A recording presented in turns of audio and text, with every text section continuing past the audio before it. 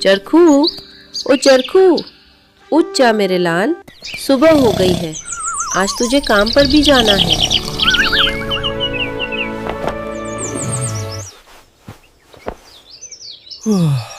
उठ गया मेरे लाल, मैं तेरे लिए खाना लगाती हूँ, फिर आराम से काम पर चले जाना। जाओ माँ, मेरे लिए खाना लगाओ, मैं अभी काम पर जाऊंगा।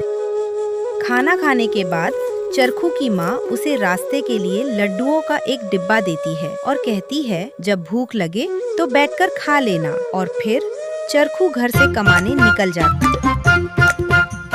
चल पड़ा मैं चरखू भैया, नींद का हूँ राजा। काम वाम से दूर ही रहता, खाना ही है ताज सा। ना खेत जाऊं ना मजदूरी, ना ही कोई धंधा, रोटी मिले तो ठीक है वरना सो जाऊं मैं अंधा। और फिर चलते चलते चरखू एक गुफा के बाहर रुक जाता है। तभी उसे उसकी माँ के दिए लड्डू याद आ जाते हैं। वो वही बैठकर लड्डू खाने लगता है। 2 गए अंदर और जितने भी अंदर बचे हैं सारे खा जाऊंगा। लेकिन उस गुफा के अंदर भूतों की एक टोली रहती थी, जिसमें एक भूत पहरा दे रहा था और बाकी सारे भूत सो रहे थे। तभी अचानक उसे बाहर से आती चरखू की आवाज सुनाई देती है और वो डर जाता है और कहता है, उठ जाओ उठ जाओ, बाहर कोई हमसे भी ज्यादा ताकतवर इंसान आया है जो हमारी गिनती कर रहा है और हम सबको खा जाएगा। तभी उनमें से एक भूत कहता है, हमें उससे बात करनी चाहिए ताकि वो हमें ना खाए। और सारे भूत कहते हैं, हमें मत खाओ, हमें मत खाओ, हम तुम्हारे पैर पड़ते हैं। और तभी चरखू मन ही मन सोचता है, अरे ये भूत मेरे पैर क्यों पकड़ रहे हैं? शायद इन्हें कोई गलतफहमी हुई है। और तभी चरखू खड़ा होकर जोर से दहाड़ता है और फिर सारे भूत डर जाते हैं और सभी चरखू के पैर पकड़ लेते हैं।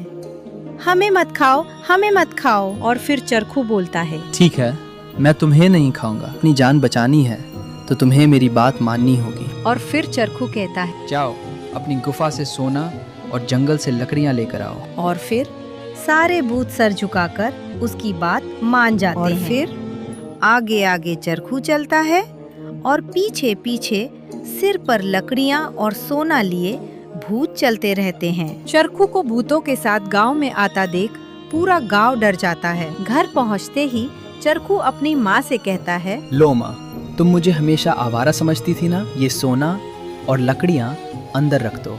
भूत कहते हैं, मालिक अब हम जाएं? मालिक बोल रहे हैं। ठीक है, अभी तुम जाओ, अगर जरूरत होगी तो मैं तुम्हें फिर बुलाऊंगा। सारे भूत खुश होकर जाने लगते हैं और रास्ते में बातें करते हैं। वो शक्तिशाली मानव सच में दयालु था जिसने हमें नहीं खाया। और ये सारी बातें झाड़ियों में छुपी एक सियार ध्यान से सुन लेती है और मन ही मन सोचती है, वाह रे चरखू नालायक, तू तो सच में होशियार निकला, पर मुझे अब इन भूत भाइयों की मदद करनी चाहिए। और फिर तुम्हें उस चरखू तकले ने ठग लिया है, वापस आओ। भूत एक एक करके सारी बात लोमड़ी को बता देते हैं। लेकिन लोमड़ी उनकी बात सुनकर जोर जोर से हंसने लगती है। अरे लोमड़ी बहन, तुम क्यों हंस रही हो? तुम्हें उस चरखू आलसी ने बेवकूफ बनाया है, वो तो हमेशा अपनी माँ से मार खाता रहता है। नहीं नहीं, हम लोमड़ी का भरोसा नहीं कर सकते, ये तो बहुत चालाक होती है। तुम चिंता मत करो, लोमड़ी बहन हमारे साथ है। तुम्हें अगर यकीन नहीं तो तुम मेरी पीठ पर रस्सी बांध देना और रस्सी अपनी कमर पर बांध लेना। और फिर सारे भूत लोमड़ी की बात मान जाते हैं। जैसा तुम कहोगी वैसा ही होगा। तुम चिंता मत करो, हम सब उस चरखू तकले से सारा खजाना वापस लाएंगे। लोमड़ी एक योजना बनाती है। पहले मैं जाऊंगी और साथ में जो सबसे ज्यादा पहलवान होगा वो आएगा। फिर वैसा ही होता है। पहले लोमड़ी चलती है और बाद में रस्सी पकड़े सारे भूत चलते हैं। लेकिन चलते चलते सारे भूत पीछे छूट जाते हैं। सिर्फ एक भूत रस्सी पकड़े आगे आता है। उसे दूर से आता देख चरखू अपना दिमाग लगाता है। अरे दुष्ट लोमड़ी, मैंने तुम्हें 7 को लाने को कहा था और तू सिर्फ 1 को लेकर आई। अब मैं तुम्हें भी खा जाऊंगा। इतना सुनते ही भूत और डर जाता है और बहुत जोर से वापस भाग जाता है। उसके पीछे बेचारी लोमड़ी भी घिसटती चली जाती है। उसके पूरे शरीर पर चोट आ जाती है और वो रोते हुए कहती है, मैं फालतू में किसी के भी झगड़े में टांग अड़ा देती हूँ। उधर चरखू और उसकी माँ बहुत खुश होते हैं और दोनों खुशी में नाचने लग जाते हैं।